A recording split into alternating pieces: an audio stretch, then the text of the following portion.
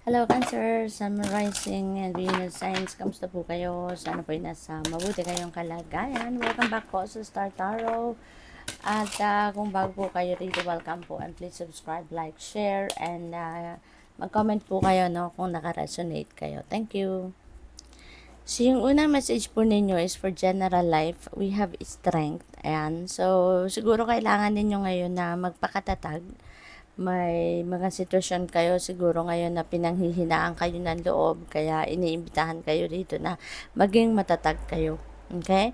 Kasi wala namang problema, 'di ba? Na wala naman solusyon. Lahat ng problema, lahat ng obstacle sa buhay, may solusyon. Kaya wag kayong mapanghinaan ng loob, no? Maybe sa una lang ma-overwhelm kayo because ayun nga, no, baka may problema, baka may obstacles, pero isipin nyo lang, magpaka-positibo lang kayo, lakasan ninyo ang inyong loob, at mahanap nyo din ang solusyon. Do not dwell on the problem itself anymore kung meron man, kasi the more na mag-a-attract ka ng mas marami pang problema niyan, the more na mag-a-attract ka ng mas marami pang obstacles niyan, or mas marami pang puproblemahin. Okay? So, once na naalaman nyo na may problema, alam niyo kung ano ang problema, hanapan nyo na agad ng solusyon. No? Isipin nyo na agad kung ano ang pwede ninyong gawin para ma-solve ang problema or paano kayo makakalabas sa obstacle. So, activate your inner strength, okay? Because inner strength can move mountains. Diba? Mahahanap mo yung solusyon, mahahanap mo yung way out, no, sa problema. Kaya, wag kayong panghinaan ng loob. Okay? Always remember na lahat ng problema may solusyon. Kaya, wag kayong sumuko, no? Wag kayong sumuko. Problema lang 'yan, 'di ba? Pagsubok lang 'yan. Mas makapangyarihan ka, mas powerful ka over problems. Okay? So, pagdating sa inyong money, career, and finances, we have Queen of Pentacles. Napakaganda nito. Nag-fall pa siya sa money, career, and finances. So, this is really beautiful. This signifies wealth. This signifies kaluwagan sa inyong kaperahang aspeto. This is abundance and prosperity coming your way. Okay? Kaya kung kunyari, problema ninyo pera, huwag kayong mag-alala. Okay? Kasi breakthrough is coming in. Kaya wag kayong mag-negative thinking, wag kayong mag-focus on negativity kasi that can stand between you and these beautiful blessings na pwedeng dumating. You know, pag merong negativity sa sarili ninyo, of course, ang i-attract ninyo sa buhay ninyo, negativity din. Kaya, sayang, no, kung merong positive energies na nasa inyong horizon, hindi yan hindi yan papasok sa buhay ninyo kasi kung negative yung pinoproject ninyong energy. Kaya dapat, para maka-attract kayo, para mag-magnetize kayo ng mga magagandang pangyayari, positibong pangyayari, mga magagandang energy katulad nito, dapat yung pinoproject ninyong energy is positive. Okay? Para ma-attract ninyo positive situations, positive experiences din. Okay? Tulad nito, para mahatak mo to, no, into your life, talagang dapat you're feeling abundant, you're thinking abundantly and prosperous, yung gano'n, no? Para mahatak mo yung mga ganitong klaseng kagandang energy, no? Na para dumating yung mga financial opportunities, para dumating yung mga financial blessings sa inyo, swerte, pangkaperahan, good fortune, yung gano'n. Okay? Pwede kasi na meron dito mga offers sa inyo na dadating, na pwede ninyong pagkaperahan. No? Pwede ninyong maging additional source of income. Yung ganon.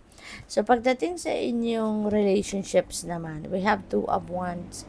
Ayan. So, two represents, decisions, choices, yung ganon. So, siguro meron kayong mga desisyon na kailangan gawin ngayon pagdating sa inyong relationships.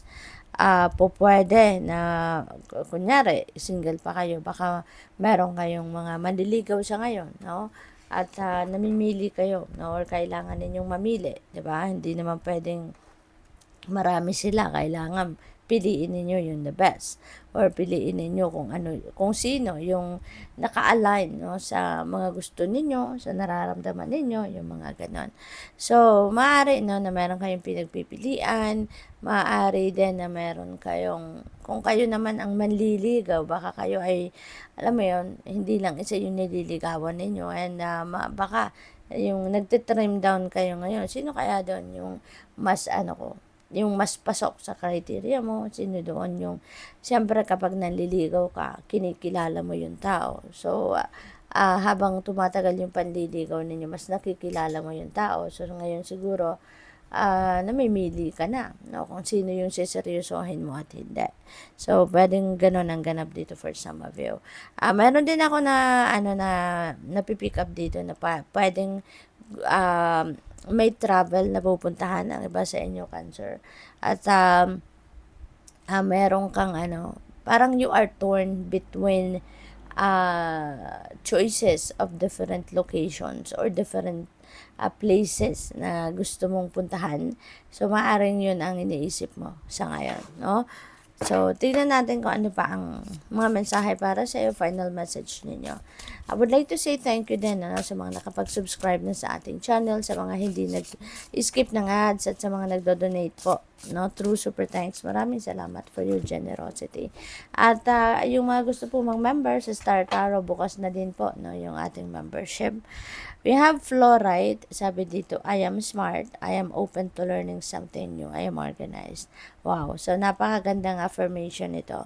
Kasi bukas kayo, no, for anything. Bukas kayo for bagong kaalaman, bukas kayo para matuto kayo ng mga bagong pamamaraan, mga bagong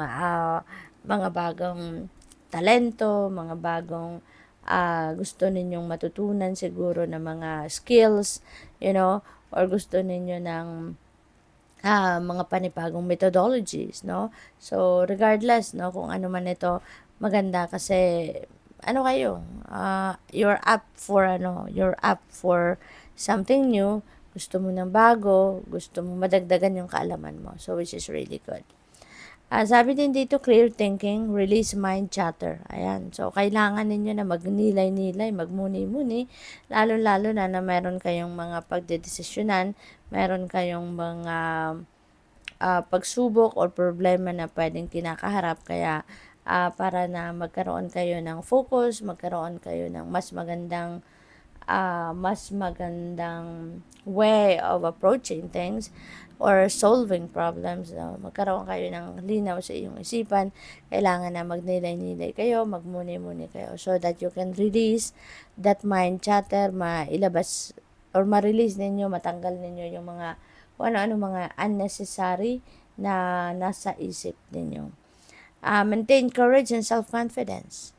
Okay? Maging matatag kayo, maging matibay, maging matapang, at maging confident kayo sa sarili ninyo kasi kayang-kaya ninyong solusyonan kung ano man ang problema. Kayang-kaya ninyong lagpasan kung ano man ang mga obstacles na yan.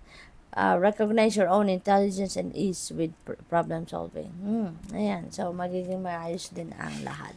So, good luck sa'yo. Thank you for watching. Love and light. Namaste.